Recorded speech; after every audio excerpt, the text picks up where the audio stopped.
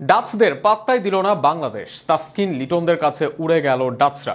শুরুতে বল হাতে নিয়েই একের পর এক উইকেট তুলে নেন তাসকিন। অন্যদিকে কৃপন বল করতে থাকেন ফিজ সহ বাকিরাও। অল্প টার্গেটে 2-4 দিয়ে শুরু করেন ইমন। লিটনের ব্যাটের তাণ্ডবে পূর্ণতা পায় বাকিটা। টাইগারদের দুর্দান্ত জয় নিয়ে বিস্তারিত থাকছে প্রতিবেদন। চোখ ধাঁধানো শটে ছক্কার মার, দৃষ্টিনন্দন সব শটে একের পর এক বলে বাউন্ডারি আদায়। অধিনায়ক লিটন দাস দলের হাল ধরলেন শক্ত হাতে। 50 তুলে নিয়ে বাংলাদেশকে নিয়ে গেলেন জয়ের বন্দরে। পারভেজ ইমনের ঝড়ো শুরু, তামিমের খানিকটা লড়াই আর সাইফ হাসানের দায়িত্বশীল ব্যাটিংয়ের উপর ভর করে সিরিজের প্রথম ম্যাচে দুর্দান্ত জয় বাংলাদেশের। নেদারল্যান্ডসের দেয়া 137 রানের লক্ষ্যে ব্যাট করতে নেমে প্রথম 3 বলে বাউন্ডারি দিয়ে ঝড়ো শুরু পারভেজ ইমনের। যদিও 9 বল খেলায় ওপেনার 2টি 4 ও 1টি ছক্কায় 15 রানের বেশি করতে পারেননি। আরেক ওপেনার তানজিদ তামিম দেখে শুনে খেলতে থাকেন।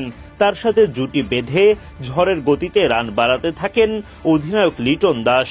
চোখ ধাঁধানো সব বাউন্ডারি দেখা মেলে অধিনায়কের ব্যাট থেকে।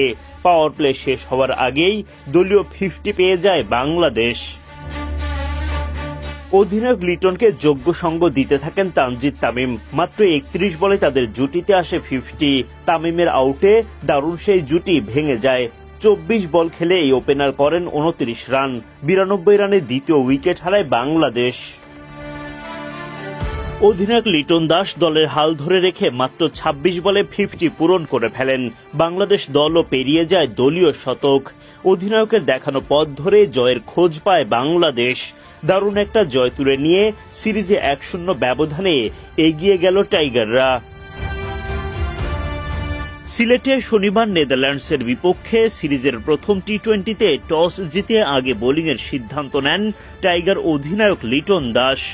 ডাচদের হয়ে ইনিংস শুরু করতে নামেন ম্যাক্স ওদোদ ও বিক্রমজিৎ সিং। এই দুই ওপেনারের বিদায় ঘণ্টা বাজান পেসার তাসকিন আহমেদ।